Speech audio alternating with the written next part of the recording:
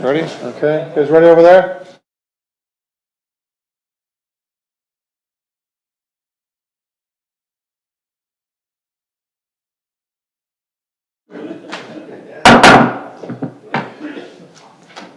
Call this public meeting to order.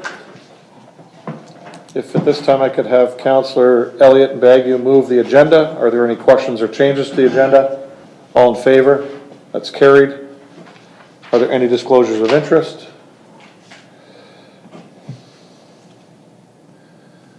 Okay, so we have a public meeting with regards to, let me just pull the report here. This is a public meeting report for zoning bylaw and official plan amendment at 631 Lorraine Road. Call us. You got it all set there, Councillor? Weird, eh? File number D14-02-24 and D09-01-24. So this time we have two delegations. One is the proponent and the other is a citizen. So I'll call Stephen Rivers up to the podium on behalf of the applicant. I don't sit there anymore. No, you can sit over, you can stand over there. Could sit there if you want, but that's okay. Mayor, council, staff. Oh, press the red button. There you go. Mayor, council, staff. The proposals for, as the mayor has pointed out, official plan and zoning bylaw amendments and consent for severance at 613 Lorraine Road, Whiskey Run Golf Course. My name is Stephen Rivers. I'm a member of the Canadian Institute of Planners, a registered professional planner. If you could have the next slide, please. Summary, what's being proposed in terms of development is to create 3 new lots with frontages between 75 and 90 meters and lot areas of over 1 hectare each. Next slide. The existing parcel is a 36 hectare parcel with over 1,000 meters of frontage on Lorraine Road. We're looking for an official plan amendment. The Niagara Regional Official Plan designates the property as rural. They finally caught up with what we tried to do with the official plan 15 years ago. And the Port Colborne Official Plan designates it as agricultural. The zoning is a special zoning is A-11 agricultural with provision for the golf course. Next slide. This slide shows the location of the Whiskey Run Golf Course. I'm sure you all know where it is. Next slide.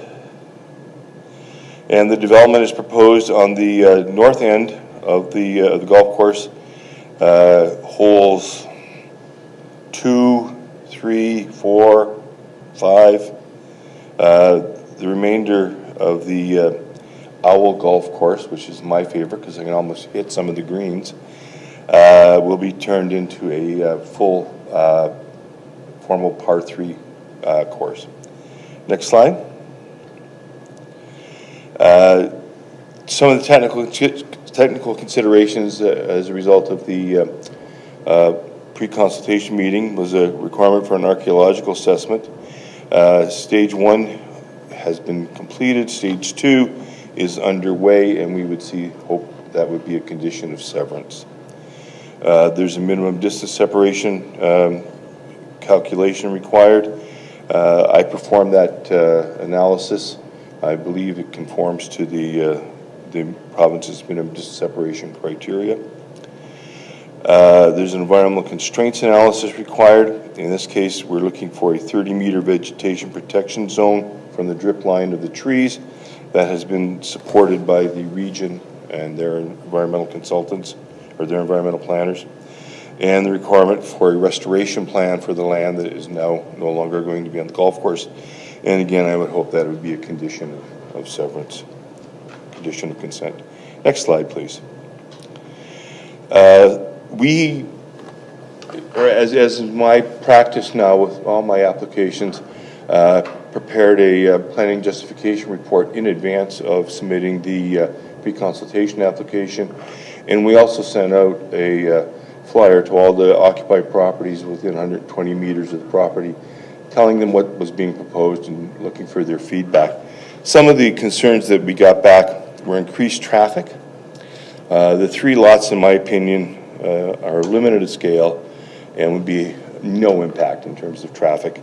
A recent traffic impact study that I was required to prepare in the city of Thorold for 4 residential units, the consultant determined that the impact was so small that it wasn't measurable, so 3 is not likely to be an issue either. Noise, we're talking about residential use in an area that has residential uses in an agricultural area. I believe that is not an impact either.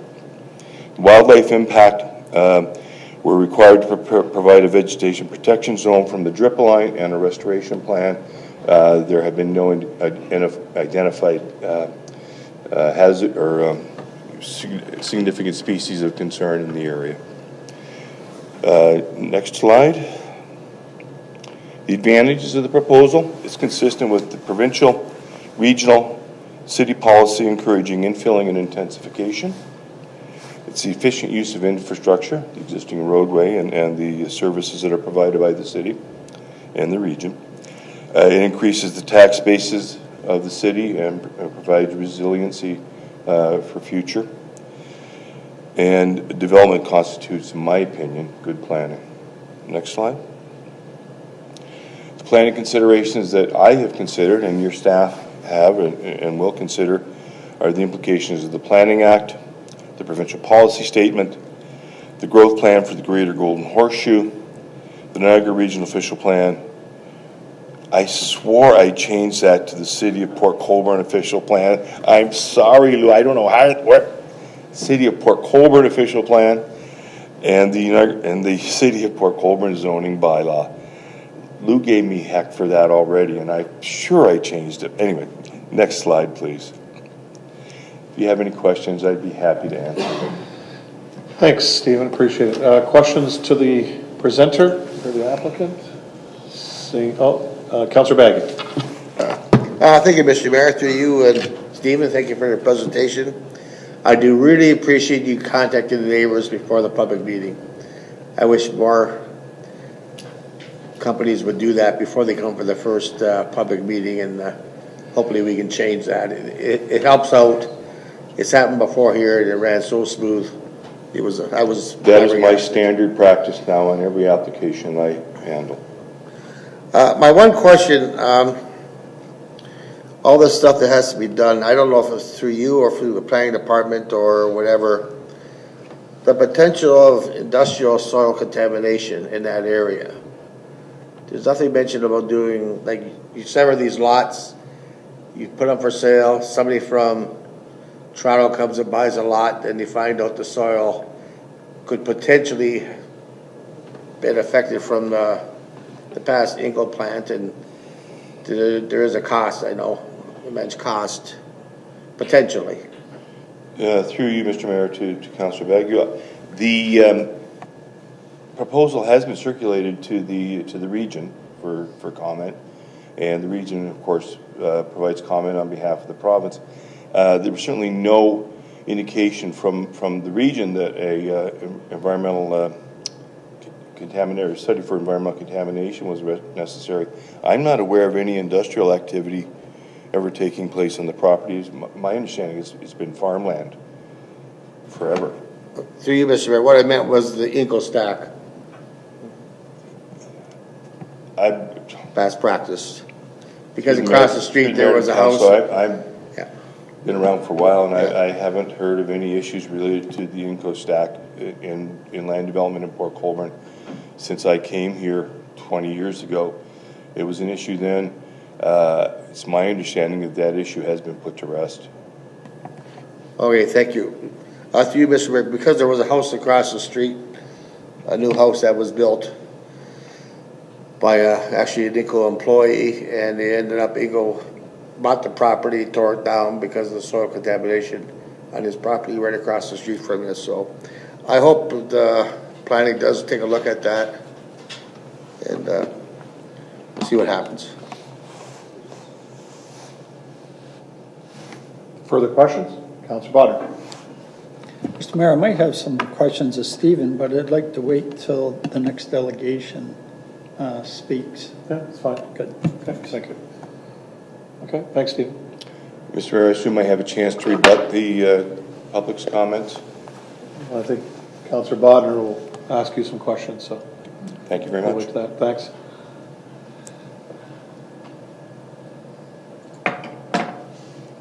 So our only delegation this evening is Lloyd Winger. Lloyd, if you want to come up to the podium. And we'll get you to state your name and address. The speaker's already on, so you don't need to hit that. Thanks.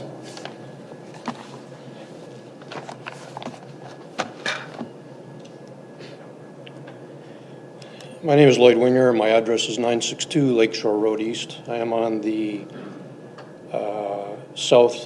the northwest corner of Lorraine and the corner of Lakeshore. My concerns are water drainage. I'm in the lowest area. I'm in the lowest area of everything running along Lorraine Road and that corner of Lakeshore. So whatever's along Lorraine ends up in my Lou's property and my property. I should have started by saying Lou and Whiskey Run have been fantastic neighbors, and it bothers me to even come up here and bring my complaints forward because they've been great to me and our whole area. But my property floods continuously. The majority of the year my property is underwater, the east side of my property and the west side of my property, mostly the east side of my property. And to tell you what kind of neighbors these guys are, Lou even helped me put some drainage in my property to get it flowing a little bit better to help me out. So again, it hesitates me to even say anything about what's happening here. So I did a few calculations. My sources are climate-data.org, and it has to do with water runoff. City of Port Colborne has 1,129 millimeters or 44.4 inches of rainfall per year. A 2,000 square foot home will produce 55,322.20 gallons of water per year. That's runoff. We're talking about runoff. So when the ground is already saturated, and in our area the ground is saturated the majority of the year, where does the runoff go? It goes south. It goes towards the lake. And again, I am the lowest point going towards the lake. Just drive by my house at any given point and you'll see water on the property. So 55,322.20 gallons of runoff per year for a 2,000 square foot home. If you add a driveway of 15 by 40, that adds another 16,596.72. If you add a patio that's cement, 20 by 20, it adds another 11,064.48. So in total, 82,983.6 gallons of runoff per year. This does not include the amount of water that's going into the septic bed. I don't have enough information to know if it's a holding tank or a leaching bed. I'm assuming with the hectare it's going to be a septic and a leaching bed. So not including that, those are the numbers. Again, 82,983.60. If you were to add in, from the Port Colborne website, it states that 188 cubic meters of water and wastewater is the average household use per year. If you change that into gallons, 41,360 is what's going into the leaching field. So add that on top of the 82.9. City of Port Colborne, I looked through the official plan, and right in your official plan it says City of Port Colborne official plan several times in there, and I didn't look very hard, but 2.1C, 3.51, and 4.13 pretty clearly states that agricultural land, they want to keep it agricultural land. And I'm for the development as long as the water issue doesn't become my issue. Because right now that area is definitely my issue. The city had proposed some kind of drainage in the area. I don't know what happened. It was all hands on deck for a long time, and then all of a sudden it just disappeared. I think somebody sort of quieted it down, and it didn't happen. But the ditch on the property of the side of my house where the flooding is was supposed to be cleared out.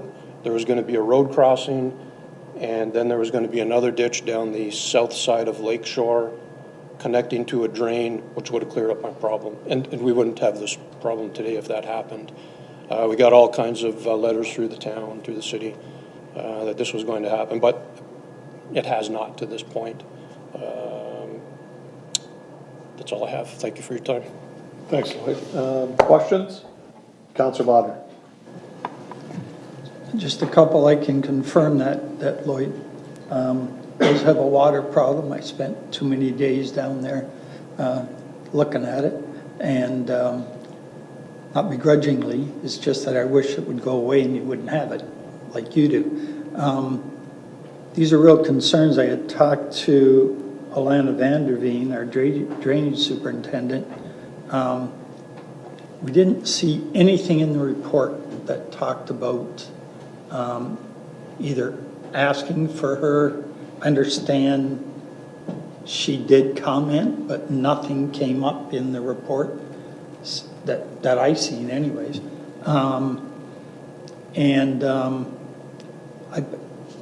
Correct me if I'm wrong, but I think that she will have comments in the final report.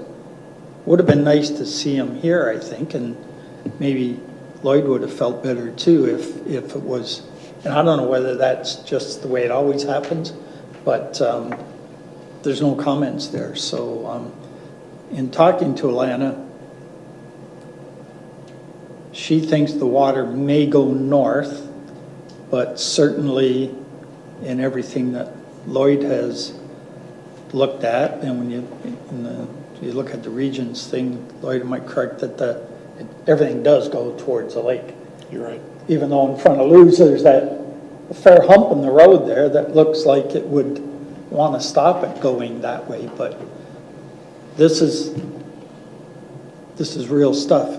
If all that water drains down to Lloyd's, he could have a problem. So I think we need to know that either it's going to be controlled on those lots or whatever Alana comes up with. But that's all I got from conversation with Alana so far. She still has to do measurements and sightings and things like that. So I just ask, is that normally the way we do it? Wait till the final report rather than catch it at this stage in the report. Mr. Rowe? Through you, Mr. Mayor, there are great points to bring up during the public. Oops, sorry, it's That's good. There are good points to bring up during the public meeting. We try to capture all the comments from all agencies and other departments before the public meeting. It's not always easy to do, so we'll definitely take these comments back with us, and when we come back with the recommendation report, we can include more from our drainage superintendent, so I can go to her and ask for a bit more clarification there. Councillor? Is there a way we can get that report sooner than the final meeting? I mean, it'd be nice if Lloyd would know, even if Lou would know, and we would know, just so that, I don't know, it'd just be easier if we want it to go smooth at the end. It'd be nice to be able to look at that a little sooner and have not this debate again at that final meeting. So, Mr. Room? Through you, Mr. Mayor, we can explore if there are any ways that we can get that information to you guys beforehand. Generally speaking, the process is to go out and get that information then presented at the time of the recommendation report, but if it's a pressing matter, I'm sure we can explore some alternative measures. Okay. I'd like to make that request if we can get it before. You can take it as direction. Okay, thank you. Councillor Bruno? Thank you for your comments. Sir, are you on a drain that you're aware of, that you're assessed on, and all that water is supposed to drain to? Are you on a municipal drain, I guess is the question. Yeah, I can't remember what the municipal drain is in our area. I know there's a Humberstone and Wignall, is that the one? I don't remember which one is in our area, but it's one of those, yes. And they had a whole makeup of what they were going to do to alleviate the water in the area and how much we had to pay for it, but that all seemed to not happen. It's actually under report right now, that whole area. It's not completed, the engineering isn't completed on that. Actually, that was my next question. Oh, there you go. There's your answer. So I'm assuming that, which is dangerous, that that'll all get caught up in that report. And maybe, Mr. Room, can you find out if, and not just the west side of Lorraine, but also the east side of Lorraine will be picked up in it? I'm assuming that when, with the consent and at some point when all of this goes through, that there'll be comment from the drainage engineer and superintendent, and that all newly created lots and pick up existing lots will be passed on the basis that they drain into a proper drain. Is that fair to say? Through you, Mr. Mayor, I can look into that, and like I said, I can provide. Oh, that was weird. I can ask our drainage superintendent to provide a little bit more of an in-depth comment. I do feel like we may be starting to step on the toes of the drainage superintendent a little bit, and I can't speak to what's going to be included in the report all that much. So I feel like that may be better directed through our Public Works Department, but I can certainly ask for Alana to clarify a little bit to see if we can broaden the scope of her comments a little bit more to see if the drain will be affected. That'd be great. Thank you, Mr. Mayor. Great, thank you, Councillor. Further questions? Great, thanks, Luke. Just to comment on Gary there, the drainage superintendents, I'm going back past Alana, maybe one or two previous. This whole area, the Wignall drain, has been under review and through engineers for probably 10 plus years. So just to say that it's coming doesn't give me any hope. So if it takes another 10 years before that comes and I'm alleviated, it means I'm still flooded out for another 10 years. Thank you, everyone. I appreciate your time. Great, thanks. You had questions for Mr. Rivers? Do you have comments on that, Mr. Rivers? Just to...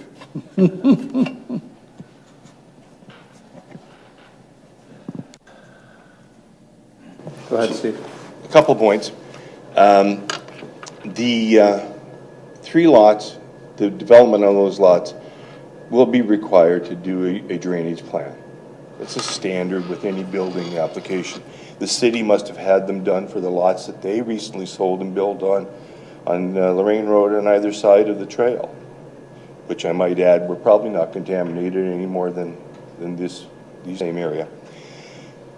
I feel sorry for this gentleman. You know, a wetland is not a pleasant thing to deal with, but these 3 lots are not going to exacerbate that. Drainage plans require that post-development runoff is equal to pre-development runoff. So drainage will be handled that way. Trying to suggest that these 3 lots are going to have any kind of significant impact on the drainage, a kilometer south of the location, it's not a reasonable allegation to make. So concerning the contamination, new houses have been built in the area recently. Contamination wasn't an issue then. Drainage will be dealt with at the time of building permit, dealing with the requirement for pre and post. So those are my comments. Councillor, anything further? Go ahead. So Stephen, what you're saying is that even if they put paved driveways and everything in, there's not supposed to be more water running off of those lots than there are right now as they sit. That is correct. Through you, Mr. Mayor, to the councillor, that's correct. And your drainage superintendent will ensure that through the analysis of the drainage plan. All right. Okay. All right, thanks. Thank you, Steve. Thank you very much. I got it. No, you turn it back on. I can do it from here. I've got the magic button, Councillor.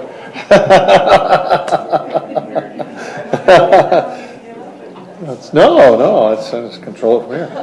Okay. Any further questions to staff? on this? Seeing none?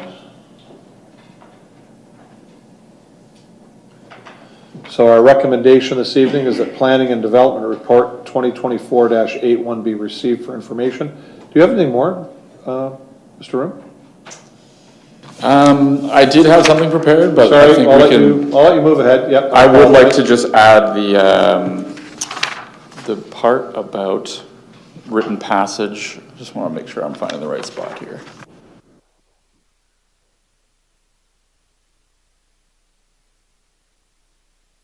Okay, yeah, I'm just going to read these disclaimers here just to get them out of the way. So, if a person or public body does not make oral submissions at a public meeting or make written submissions at the City of Port Colborne, to the City of Port Colborne before a decision on the proposed official plan and zoning bylaw amendments are passed by council, the person or public body is not entitled to appeal the decision of the City of Port Colborne Council to the Ontario Land Tribunal. If a person or public body does not make oral submissions at a public meeting or make written submission to the City of Port Colborne before a decision on the proposed amendments are passed by council, the person or public body may not be added as a party to the hearing of an appeal before the Ontario Land Tribunal unless, in the opinion of the tribunal, there is reasonable grounds to do so. To any interested members of the public that are here tonight, if you'd like to receive future notices regarding this application, you can contact myself at chris.room@portcolborne.ca. Or by telephone at 905-228-8120. And to any members that are in attendance tonight, there's also a sign-in sheet at the back of the room where you can sign your name to receive future notices regarding this application. Let's see. If you wish to be notified of the approval of the official plan and zoning bylaw amendment, you must make written requests to the clerk. Only those persons and public bodies that give the clerk a written request for the notice of the adoption and passing of an official plan and zoning bylaw amendment will be given notice. And I think that's everything. Okay. And the only people that were here this evening, for those that are watching on TV, are the two people that spoke. So there's nobody else here to speak tonight. Other than that, so any further questions to staff before I go on to the recommendation? So the recommendation is the Planning and Development Report 2024-81 be received for information. If I could have Councillors Bodner and Aquilina move that. Further questions? All in favor? That's carried. And at this time, I'll adjourn this meeting.